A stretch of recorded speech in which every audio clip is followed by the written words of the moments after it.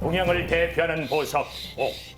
비고 부드러운 옥은 끈기와 온유함의 상징물로 덕을 갖춘 군자의 미덕에 비유되곤 하는데요. 옥이 것이 아니다. 옥이 저한테 선택을 하는 거예요. 특히 옥과 비치 등은 기물이나 정신구로 오랫동안 왕실에서 큰 사랑을 받은 예술품입니다. 섬세한 형태와 정교한 조각 과정은 필수.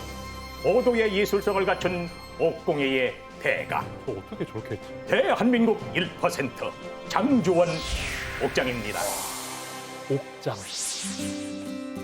아름다운 항구 도시 목포. 옥의 인생을 바친 장인을 이곳에서 만날 수 있었는데요.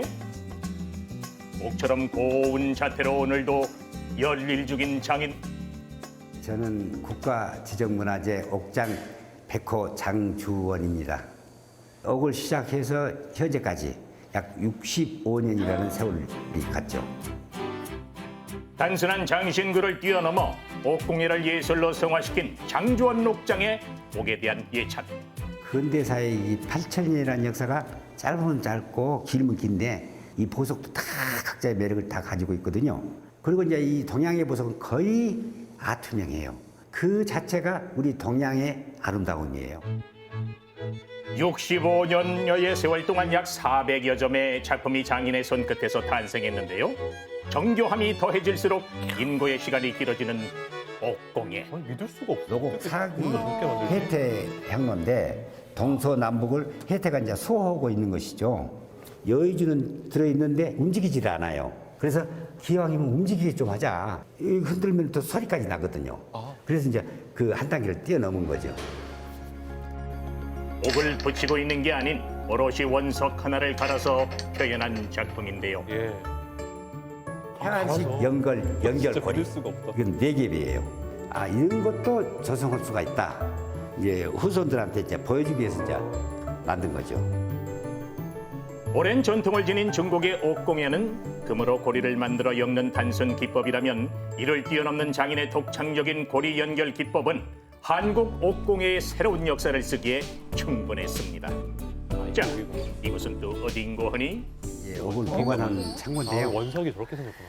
이제 이쪽 부분은 흑옥 계열, 여기는 황옥 계열. 바로 장인이 전 세계를 누비며 힘들게 모은 원석입니다. 황옥은 퍼파제라고 불리고요. 흑옥은 썩은 목재가 극도의 압력을 받아 형성되는 준 광물입니다. 첫째, 네. 아주 질이 좋은 거를 10개를 이렇게 선택을 해가지고 한 번 이렇게 잘라야 되거든요. 잘라서 보면 안에서 이제 크랙이 있으면 또 그것도 실패고. 천연 광물은 자연 균열이 많아 고르는 것 또한 신중해야 하는데요. 특히 구성한 디자인처럼 만들기는 하늘의 별 따기라고 합니다.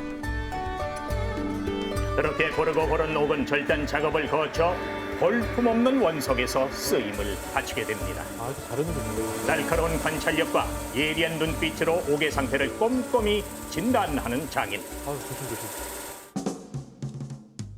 고가의 원석을 다루기 위해선 정확한 예측이 아주 중요하답니다.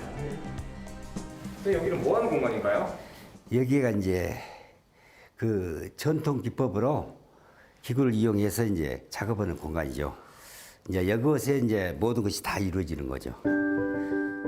공예보단 마술에 가까운 기술을 직접 보여주겠다는 장인. 과연 얼마나 멋진 작품을 보여주실 겁니까? 주전자예요. 이제 가운데가 도나스 형태같이로 구멍을 네. 관통을 시켜가지고 공간 처리를 할 거예요. 그러니까 이것이 소위 원형 관통 주전자. 원형 관통 주전자. 옥주전자의 내부 곡면을 유연하게 깎아내는 기술. 이 전통 기구로 어떻게 하시는 거죠? 그러니까 이것을 RPM이 이렇게 한 바퀴 돌면은 몇십 분밖에 안 돌아요. 이런 이제 전통 기구로 한다면 30-40년 걸리겠죠. 예. 적절하게 전통과 현대 기술을 가미해 작업하는 것도 필요한 법이죠. 옛날 기구로는 이렇게 만들기 한계가 있어요. 자, 이젠 원석을 주전자 형태로 만들 차례입니다. 그런데 대신 모래 같은 이건 또 뭘까요? 뭐예요 이거? 옛날에 선조들이 쓰던 금사 하학용품으로 만들어가지고 그래가지고 쓰는 거죠.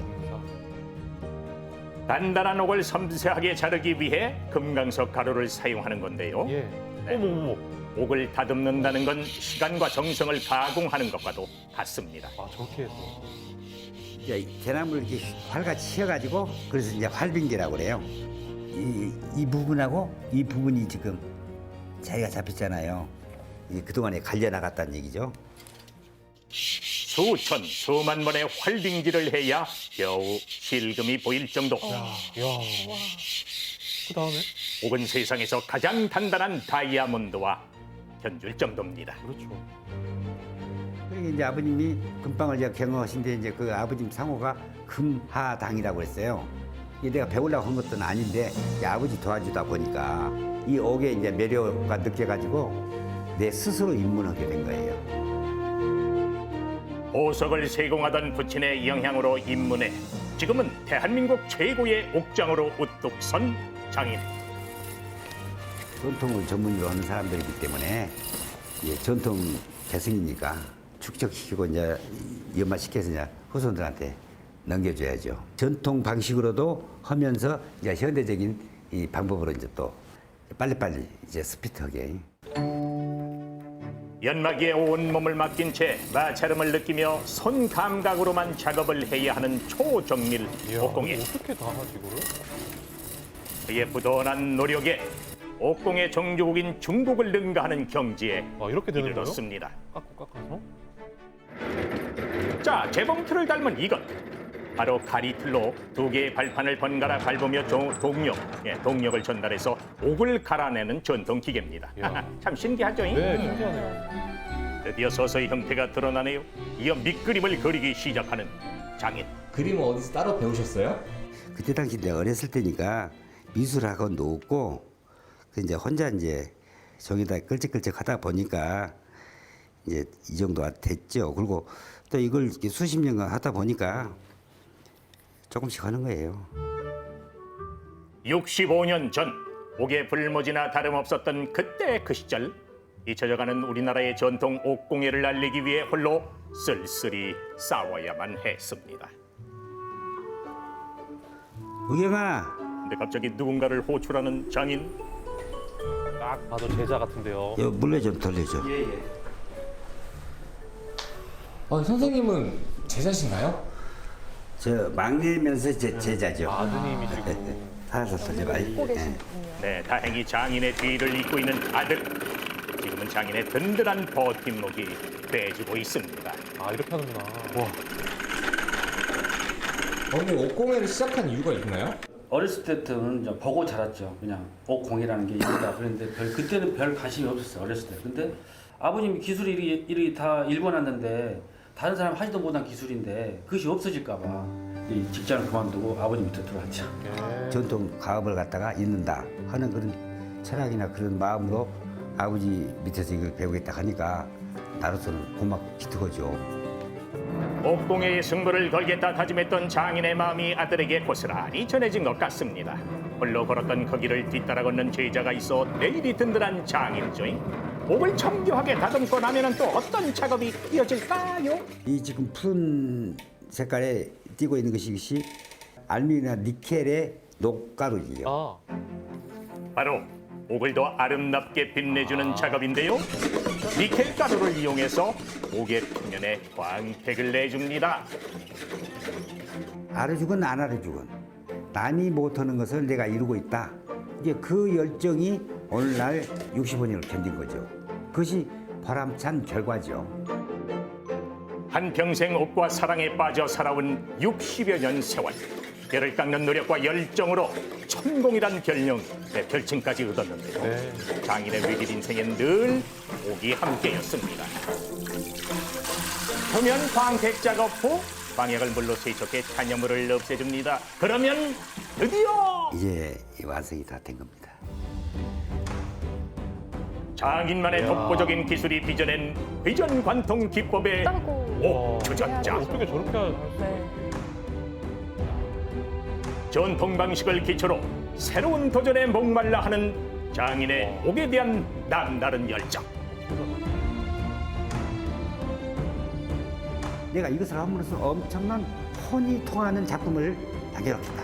그런 욕심을 가진다면 이제 그것이 순수한 장인 정신이죠. 장인의 혼이 담긴 예술 옥공예. 옥에 인생을 바친 장인의 옥사랑에 힘찬 응원의 박수를 보냅니다.